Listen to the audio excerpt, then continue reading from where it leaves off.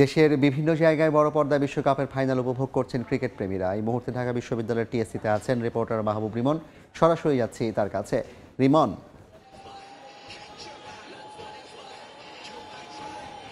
একেবারে ভিন্ন দুই সমীকরণ। এক দলের সামনে প্রায় এক যুগ পর আইসিসির কোনো ইভেন্টের শিরোপা জয়ের হাতছানি অন্য দল, অর্থাৎ সাউথ আফ্রিকা প্রথমবারের মতো বিশ্বকাপ জয়ের হাতছানি যে দলের সামনে। বাংলাদেশ ফাইনালে খেলছে না, তবুও বাংলাদেশের ক্রীড়াপ্রেমী সমর্থকদের তো আসলে আলাদা করে বলার কিছু নেই। এই ফাইনাল দেখতে ঢাকা বিশ্ববিদ্যালয়ের টিএসসিতে আমরা এই মুহূর্তে রয়েছি। নিশ্চয়ই দর্শকরা ক্যামেরায় দেখতে পাচ্ছেন, যত দূর চোখ যায় তত দূর কিন্তু একেবারে দর্শকদের একেবারে যেন ঢল নেমেছে।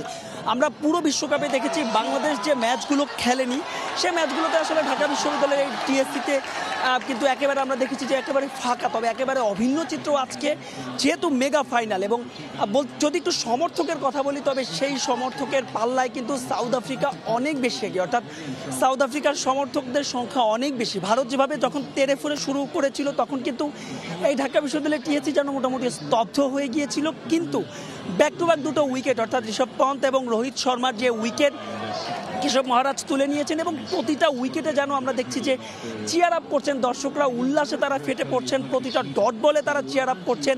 সাউথ আফ্রিকা যখন ভালো ফিল্ডিং দিচ্ছেন তখন তারা চিয়ার আপ করছেন। সব মিলিয়ে বাংলাদেশ এই ঢাকা বিশ্ববিদ্যালয়ের টিএসসির যে অধিকাংশ সমর্থক, তারা কিন্তু সাউথ আফ্রিকাকে আজকের ম্যাচে সমর্থন করছেন। তবে ভারতেরও যে সমর্থন একেবারে নেহাত কম তেমনটা নয়। যদি আমরা পার্সেন্টেজ হিসাব করি, সব মিলিয়ে হয়তো 10% এখানে সমর্থক রয়েছেন যারা কিনা আজকের ম্যাচে ভারতকে সমর্থন করছেন।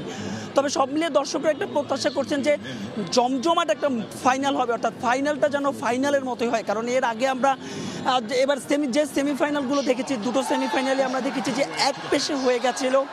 সেখান থেকে দর্শকদের প্রত্যাশা একটা ভালো ফাইনাল হবে। এবং সমর্থকরা বলছেন যে বিরাট কোহলি, যিনি কিনা দারুণ একটা শুরু পেয়েছেন, গোটা টুর্নামেন্টে তিনি রান করতে পারেননি, হয়তো বিরাট কোহলি আজকের ম্যাচে রানের দেখা পাবেন। তবে শুধুমাত্র যে ঢাকা বিশ্ববিদ্যালয়ের টিএসসি তাই নয়, আমরা জানি যে রাজধানীর বিভিন্ন জায়গায় কিন্তু বড় পর্দায় যে ফাইনাল ম্যাচ, সে ফাইনাল ম্যাচ দেখার আয়োজন করা হয়েছে। এবং প্রত্যেকটা জায়গায় আমরা খবর নিয়েছি যে একেবারে এরকম যে জায়ান্ট স্ক্রিনগুলো রয়েছে, সেখানে দর্শকদের উপচে পড়া ভিড় রয়েছে। এবং দর্শকরা বলছেন যে ভালো একটা ফাইনাল হোক, যেহেতু বাংলাদেশ খেলতে পারছে না। বাংলাদেশ দারুণভাবে শুরু করেছিল টুর্নামেন্টটা, যদিও তারা শেষ পর্যন্ত সেমিফাইনাল খেলতে পারেনি। তবে দর্শকরা বলছেন তারা সবসময় ক্রিকেটের সঙ্গে আছেন, এবং আজকের যে ফাইনাল, সে ফাইনালে শেষ পর্যন্ত যারাই যেতুক না কেন, তারা বলছেন যে একটা ভালো ম্যাচ হোক, যাতে তারা সেই ম্যাচের আনন্দ নিয়ে, যে তৃপ্তিটা নিয়ে যাতে তারা বাড়ি ফিরতে পারে। তবে সমর্থকের কথা যদি আবারও বলি, সমর্থকটা আসছে এবং সময়ের সঙ্গে পাল্লা দিয়ে, কিন্তু একেবারে একেবারে মানে লোকারণ্য বা একেবারে দর্শকদের যেন তিল ঠাই আর নাহিরে সব কিছু মিলে দর্শকরা বলছেন যে ভারত যেই রানটা করে, সাউথ আফ্রিকা যেন সেই রানটা তারা চেস করতে পারে, কিংবা চেস করতে পারুক কিংবা নাই পারুক, একটা জমজমাট যেন ম্যাচ হয়। তো এই ছিল আমার কাছে ঢাকা বিশ্ববিদ্যালয়ের টিএসসি থেকে ফাইনালের দর্শক উন্মাদনার সবশেষ। সরাসরি যুক্ত ছিলাম ঢাকা বিশ্ববিদ্যালয়ের টিএসসি থেকে।